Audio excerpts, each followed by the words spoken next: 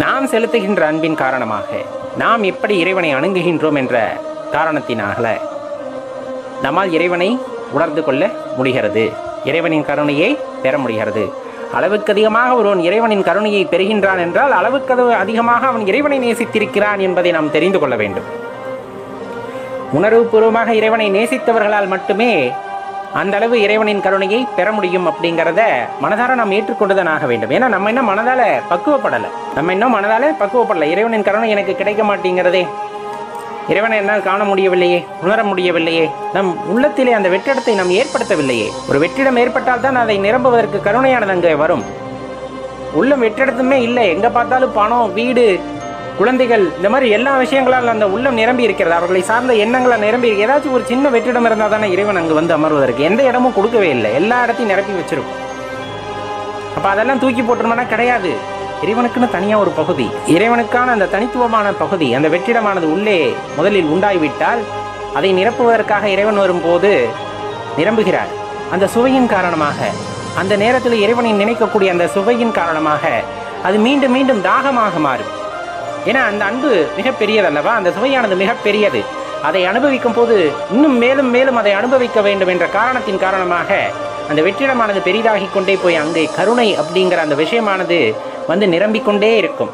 அன்பே வடிவமாக நீங்கள் மாறுவீர்கள். இப்போ இறைவன் அப்படின்னு ஒருத்தர் இருக்கிறார் அப்படின்னு கண்டிப்பாக நம்மளால் நம்ப முடியுதா? அதாவது பெரியவங்க நமக்கு சொல்லியிருப்பாங்க, இங்கே சாமி இருப்பார் கும்பிடு அப்படின்னு, குரு நமக்கு வழிகாட்டி இருப்பார், சாமி இருக்கார் கும்பிடுங்க அப்படின்ட்டு. அந்த ஒரு பிடிப்பில் நம்ம சாமியை வந்துட்டு கும்பிட்டுக்கிட்டு இருப்போம். இன்ன வரலும் அதை உணர்ந்தவங்க அல்லது பார்த்தவர்கள், இறைவனை உணர்ந்தவர்கள் பார்த்தவர்கள் அப்படின்னா வெகு சொற்பம் அப்படின்னு சொல்லிடலாம். எதுவுமே ஒவ்வொருத்தரோட அனுபவத்துக்கு கிடைக்காத வரையிலே அதன் மீது ஒரு அவநம்பிக்கையானது இருக்கும். அதே போல் ஒரு உண்மையா அப்படிங்கிற ஒரு குழப்பம் எப்பொழுதுமே மனதுக்குள் இருந்து கொண்டு இருக்கும். அதெல்லாம் எந்த ஒரு ஆட்சேபனையும் இல்லை, அதை நம்ம மறுக்கவும் முடியாது. அதற்காக இறைவனை வந்து என் முன்னே நிற்க சொல் அப்படின்னு சொல்லக்கூடியவங்களோட வாதம் சரியானதா அப்படின்னு கேட்டோம்னா அதுவும் ஒரு பொய்மை அப்படின்னு சொல்லலாம்.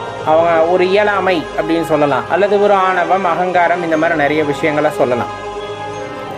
இப்போ நம்ம அழைக்கின்றோம் அப்படின்னா நம்ம வீட்டில் இருக்க காவலாளி கூட உடனடியாக வர்றதில்லை, எதுவுமே எதிர்பார்க்காம வர்றதுங்கிறது கிடையாது. அல்லது நம்ம நண்பர்களாக இருந்தாலும் சரி, உறவினர்களாக இருந்தாலும் சரி, இப்பயே பார்க்கணும் அப்படின்னா வருவாங்களா அப்படின்னா கிடையாது. அதற்கான கால நேரம், அவர்கள் வந்துட்டு அந்த நேரத்தில் வேலை இல்லாமல் இருந்தால் நம்ம அழைத்த உடனே வருவார்கள், இல்லைன்னா இந்த வேலை இருக்குது அப்படின்னு சொல்லுவாங்க. இது சாதாரண மனிதர்களிடையே காணப்படுகின்ற விஷயம். அப்போ இறைவன் அப்படிங்கிறவர் சிருஷ்டிகர்த்தா அப்படின்னு சொல்லக்கூடிய அந்த பேராற்றல் வந்து என் முன்னே நிற்க சொல் அப்படின்னா அந்த அளவுக்கு நம்ம வினை பயன், நம்ம செய்த வினையின் பயனானது அங்கே இருக்கிறதா அப்படிங்கிறத கேட்டு பார்க்கணும். ஏன்னா மணிவாசக பெருமானை வந்து இறைவன் பார்ப்பதற்காக வந்து காத்து கிடந்தார் அப்படின்னு சொல்லுவாங்க. அப்போ அவரோட வினை பயன் அப்படிப்பட்டது. எப்போ மணிவாசகர் வந்து தன்னுடன் வந்து சேருவார்னு இறைவன் காத்து கிடந்ததாக குறிப்பிடுவார்கள். அப்போ அது போல வினை பயனை நாம் பெற்றிருக்கிறோமா அப்படிங்கிற ஒரு கேள்வி எழுப்பணும் இல்லையா? நமக்குள்ளே அது எழுந்து அதற்கான விடையை தேட வேண்டும். அவ்வாறு அல்லாமல் இறைவனை நேரே வர சொல் அப்படின்னு சொன்னோம்னா அது நகைப்புக்குரியதாக மாறிவிடும். அதனால் தெளிவாக தெரிந்து கொள்ள வேண்டிய விஷயம், எதையும் உணர்வு பூர்வமாக அனுபவபூர்வமாக உணராத வகையிலே அதனால் எந்த பயனும் இல்லை. இப்போ பெரியவங்க சொல்லி கொடுத்தாலும் நம்ம தொடர்ந்து அந்த முறையிலே வழிபட்டுக்கிட்டே இருந்தோம்னாலும் அதில் ஒரு பலனும் இருக்காது. குருமார்கள் வழிகாட்டி இருக்கிறார்கள், அதனை தொடர்ந்து செல்கின்றேன் அப்படிங்கும் போதும் அதில் எந்த விதமான பலன்களை நீங்கள் அடைந்துள்ளீர்கள் அப்படிங்கிறத கேட்டுப்பேன். நான் சொல்கிறது பலன்னா, இப்போ சாமி கும்பிட்டதுக்கப்புறமா எனக்கு வீடு வந்துருச்சு, வாகனம் வந்துருச்சு, சொந்தம் வந்துருச்சு, பந்தம் வந்துருச்சு அப்படிங்கிறதெல்லாம் கிடையாது. நம்ம மனதுக்குள்ளே இருக்கிற இருளிலிருந்து நம்ம வெளியே வந்திருக்கிறோமா அப்படிங்கிறது. இப்போ இறைவனை வழிபடுவதால் தாய் தந்தை வழிகாட்டி அல்லது குரு வழிகாட்டியதன் காரணமாக நான் இறைவனை வழிபட ஆரம்பித்தேன். அதன் பிறகு எனக்குள்ளே இருந்த இருள் கொஞ்சம் கொஞ்சமாக மாறி இப்பொழுது ஒரு ஒளிநிலையை அடைந்து கொண்டிருக்கிறது அப்படின்னு உங்களால் சொல்ல முடிஞ்சுது அப்படின்னா அதில் ஒரு அர்த்தம் இருக்கிறது. எதுவுமே இல்லாமல் நான் அப்படியே போய்கிட்டே இருக்கேன், அவங்க காட்டிய வழியிலே போய்கொண்டே இருக்கிறேன், இன்னும் ஒரு முன்னேற்றமும் இல்லை, ஒரு உணர்தலும் இல்லை அப்படின்னா தெளிவாக தெரிந்து கொள்ள வேண்டியது, எப்போவுமே இறைவன் வந்து பிள்ளையார் சொல்லியை வந்து பெற்றோர்கள் மூலமாக குரு மூலமாக போட வைக்கின்றார். அதுக்கப்புறம் அந்த தேடுதல் அப்படிங்கிறது நாம் சார்ந்த விஷயம்தான். நமக்கு உணர்வு பூர்வமாக ஒரு தேடுதலிலே வேட்கை இருக்கும் பொழுதுதான் அது கண்டிப்பாக நடக்கும். இன்னொரு விஷயம் தெளிவாக தெரிஞ்சுக்கணும். நம்ம இறைவனை உணர்ந்து கொள்ள வேண்டும், அறிந்து கொள்ள வேண்டும்னா வினைப்பயன் ஒரு காரணமாக இருந்தாலும் இறைவன் அதற்கு அனுமதி கொடுக்க வேண்டும். இப்போ நம்ம ஒரு பொருளை காண்கின்றோம் அப்படின்னா இறைவன் சுட்டி காட்டியதால் நாம் அதை காண்கின்றோம். இறைவன் அதை காண்பதற்கான வாய்ப்பை நமக்கு ஏற்படுத்தி தந்ததால் அதை காண்கின்றோம். ஒரு ஓசையை நாம் கேட்கின்றோம் என்றால் இறைவன் அதை கேட்பதற்கான பலத்தை நமக்கு கொடுத்திருக்கின்றார், அதை சுட்டி காட்டுகிறார். அப்படிங்கிறதுனால நம்மால் கேட்க முடிகிறது. ஒரு வினையை நாம் செய்கின்றோம் அப்படின்னா அதை செய்ய சொல்வதால் நாம் செய்கின்றோம், அதற்கான வாய்ப்பை உருவாக்கி கொடுத்ததால் நாம் செய்து கொண்டிருக்கின்றோம். இந்த மாதிரி இறைவனோட இயக்கம் அப்படிங்கிறது இந்த பிரபஞ்சத்தில் நிறைந்து கிடக்கிறது. எல்லாம் என்னால் ஆனது என்ற கர்வத்திலே ஒருவன் மேலோங்கி நிற்கின்ற பொழுது அவனுக்கு இறைவனை பற்றிய புரிதலோ அறிதலோ எதுவும் இல்லாமல் போகிறது ஒரு வகையிலே.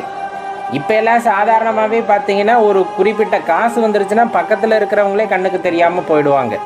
அப்படி இருக்கையில் இறைவனை வந்துட்டு எந்த அளவுக்கு அவங்க வச்சுருப்பாங்கன்னா இன்னும் கொஞ்சம் பணம் சேர்க்கறதுக்கு வழிகாட்டு இறைவா அப்படிங்கிறதுல தான் இன்றைய காலகட்டத்திலே அந்த பணம் படைத்தவர்கள் இறைவனை அவ்வாறு மட்டுமே பார்க்கிறார்கள். ஒரு 10 கோடி சேர்ந்துருச்சுன்னா இது எப்படி 30 கோடி ஆக்கலாம், 40 கோடி ஆக்கலாம் அப்படிங்கிறதுலையே தான் அவர்களோட கவனம் இருக்கிறதே தவிர வாழ்வதற்கு போக மீதி பணத்தை இறைவன் நம்மிடம் கொடுத்தது இல்லாதவர்களுக்கு கொடுக்க அப்படிங்கிற அந்த விஷயத்தை அவர்கள் மறந்து விடுகிறார்கள். அங்கே தான் அந்த இடத்துல பெரிய பிரச்சனையே வருது. ஏன் அவர்களாலும் இறைவனை உணர முடியவில்லை அப்படிங்கிறது தான் சொல்கிறேன். இப்போ எல்லா பணம் படைத்தவர்களும் அப்படி இல்லை. சில செல்வந்தர்கள் இறை பணிக்காக அதை செலவிடுகிறார்கள், சில பேர் கல்வி பணிக்காக செலவிடுகிறார்கள், சில பேர் வறுமையை போக்குவதற்காக செலவிடுகிறார்கள். நம்ம கண்முன்னே நிறைய உதாரணங்கள் இருக்கின்றன. அவர்கள் வாழ்க்கையில் கிடைத்தத நிம்மதி மற்றவர்கள் வாழ்க்கையிலே கிடைப்பது இல்லை. அது எல்லாத்துக்குமே தெரிஞ்சது தான். என்னதான் நம்ம மறுத்தாலும் அது கண்கூடாக காணுகின்ற உண்மை. ஒரு 10,000 ரூபாய் சம்பாரித்து அதில் ஒரு 100 ரூபாயை எடுத்து இல்லாதவங்களுக்கு கொடுக்குறப்ப வருகின்ற சந்தோஷமானது அந்த 10,000ஆனது 20,000ஆக மாறும்போதும் கூட வராது. அதுக்கப்புறம் பயம் வந்துடும். ஒரு 10 கோடி ரூபாய் சேர்ந்துருச்சுன்னா பயம் வந்துடுமே தவிர நிம்மதி வருவதில்லை. சரி, இது ஒரு வகையில் இருந்தாலும் இறைவன் அப்படிங்கிற அந்த ஒரு தாற்பயம் அப்படிங்கிறது ரொம்பவே பெரிய விஷயம். இதை பார்த்தீங்க அப்படின்னா ஆட்டுவித்தால் ஆரொருவர் ஆடாதாரே, அடக்குவித்தால் ஆரொருவர் அடங்காதாரே, ஓட்டுவித்தால் ஆரொருவர் ஓடாதாரே, உருகுவித்தால் ஆரொருவர் உருகாதாரே, பாட்டுவித்தால் ஆரொருவர் பாடாதாரே, பணிவித்தால் ஆரொருவர் பணியாதாரே, காட்டுவித்தால் ஆரொருவர் காணாதாரே, காண்பார் ஆர் கண்ணுதலாய் காட்டா காலே அப்படிங்கிற பாடல் ஒன்று நமக்கு தெளிவாகவே குறிப்பிட்டு சொல்லும். இறைவன் நாட்டுவிக்கும் போது ஆடுகின்ற பொம்மையாகவும் அடக்குவித்தால் அடங்கி போகின்ற பொம்மையாகவும் தான் நம்மால் இருக்க முடியும். ஏன்னா எல்லாம் வினை பயன் அப்படின்னு நம்ம சொல்கிறோம். அந்த வினைக்கு ஏற்ப இந்த பிறவியிலே அனுபவிக்க வேண்டிய கர்மாவை மட்டும் நம்ம வாங்கி கொண்டு வந்திருக்கிறோம். அப்போ இந்த கர்மாவை அனுபவித்தால் எல்லா பிறப்பும் போய்விடுகிறதா அப்படின்னா கண்டிப்பாக கிடையாது. இப்போ நம்ம செய்கிற கர்மாவோட பலனும் சேர்ந்து கொள்கிறது. முற்பருவிலே நிறைய கர்மாக்கள் இருந்திருக்கும், அத்தனையும் உனக்கு கொடுத்தா தாங்க மாட்டேன் அப்படிங்கிற மாதிரி இறைவன் ஒரு குறிப்பிட்ட பகுதியை மட்டும் எடுத்து இந்த கர்மாவை இந்த ஆயுளில் முடிச்சுட்டு வான்னு கொடுத்துருக்குறாரு. அப்படிங்கும்போது இந்த ஆயுளில் அதை அனுபவிக்கணும், அவ்வளோதான். இப்போ அதுக்கே நம்ம என்ன பண்ணிடுறோம் அப்படின்னா அடுத்தடுத்து இப்போ நல்லது செஞ்சாலும் அது கர்மா, அதை நீ திருப்பி அனுபவிச்சு தான் ஆகணும். அப்போ இந்த கர்மாவில் இருந்தாலும் எப்படி தான் தப்புறது? நல்லது செஞ்சாலும் கர்மா வந்துடுது, தீயது செஞ்சாலும் கர்மா வந்துடுது. அது இந்த ஜென்மத்தில் அனுபவித்தது போக மீதி அடுத்த ஜென்மத்திலையும் அனுபவிக்கணும். அது நிறைய பாவ மூட்டை இருக்குதுன்னு சொல்கிறாங்க. அப்போ அதில் கொஞ்சம் தான் எடுத்திருக்கேன். என் பாவ மூட்டையில் இருக்க கணக்கெல்லாம் எப்படி தீர்க்கிறது? ஒரே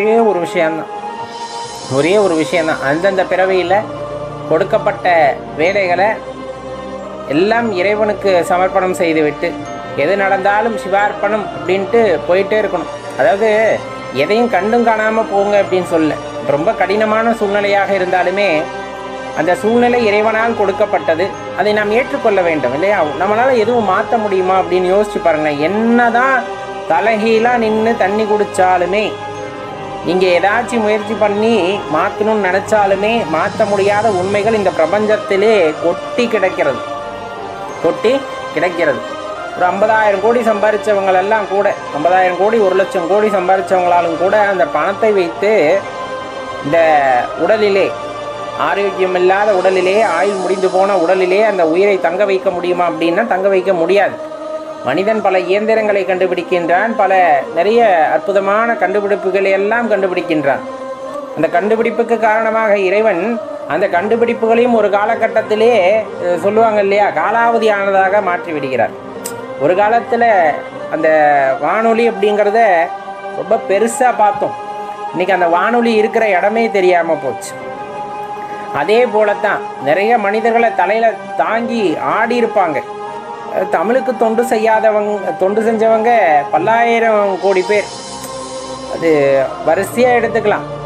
அப்போ அந்த பல்லாயிரம் கோடி பெயர்களுடைய பெயரும் நிலைத்திருக்கிறதா அப்படின்னு கேட்டோம்னா ஒரு சில பெயர்கள் மட்டுமே காலத்தால் நிலைத்து வந்திருக்கிறது இல்லையா. உங்களுக்கு நல்லா தெரியும், இன்றைக்கும் நம்மளுக்கு உவேசா ஐயாவிலேருந்து அதே போல் வரிசையாக எடுத்துக்கிட்டோம்னா பாரதியார், இந்த மாதிரி நிறைய பேர்த்த சொல்லிடலாம். அதெல்லாம் காலம் கடந்து நிற்கக்கூடியது அப்படின்னு பார்த்தோம் அப்படின்னா திருவள்ளுவர் அப்படின்னு சொல்லக்கூடிய அந்த ஒரு சித்தரை நம்ம குறிப்பிட்டு சொல்லலாம், நாயன்மாரை நம்ம குறிப்பிட்டு சொல்லலாம்.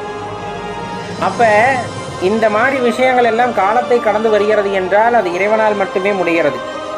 ஓட்டுவித்தால் ஆரொருவர் ஓடாதாரே, உருகுவித்தால் ஆரொருவர் உருகாதாரே, பாட்டுவித்தால் ஆரொருவர் பாடாதாரே, பணிவித்தால் ஆரொருவர் பணியாதாரே, காட்டுவித்தால் ஆரொருவர் காணாதாரே, காண்பார் கண்ணுதலாய் காட்டா காலே. அவ்வளோதாங்க. எல்லாமே இறைவனுடைய சித்தம். அவர் ஆடுன்னு சொன்னால் அடித்தாகணும், பாடுன்னு சொன்னால் பாடித்தாகணும். பாடுறோம் ஆடுறோம், அதை உணர்ந்துக்கணும். இறைவனின் சித்தத்தால் நிகழ்கின்ற இந்த மாயையான உலகத்திலே வாழ்கின்றது அவ்வளவு சுலபம் அப்படின்னா சுலபமான விஷயம்தான். வருவதும் போவதும் இருப்பதும் துறப்பதும் எல்லாமே இறைவனுடைய கட்டளை. அந்த இறைவனுடைய கட்டளையை முழுமையாக ஏற்றுக்கொண்டோமேயானால், நிகழ்கின்ற எல்லாமே இறைவனுடைய சித்தம் என்று ஏற்றுக்கொண்டோமேயானால் வாழ்க்கையிலே பெரிய பெரிய துன்பங்கள் இல்லை, வந்த கர்மாக்கள் எல்லாம் கழிவதை முன்னே காண முடியும். அதை விடுத்துவிட்டு இதுக்கெல்லாம் நான் தான் காரணம் அப்படின்னு நினச்சா வாழ்க்கையில் ஏதாச்சும் நடக்குது, நல்லது நடந்தாலும் சரி கெட்டது நடந்தாலும் சரி, எப்பா இது நான் செஞ்சதுனால தான்ப்பா நடக்குது அப்படின்னு அந்த நான் அப்படிங்கிற விஷயம் வந்துட்டாலே இன்னும் புரிதல் இல்லாமல் சுற்றிட்டு இருக்கோம் அப்படிங்கிறது தான் அர்த்தம்.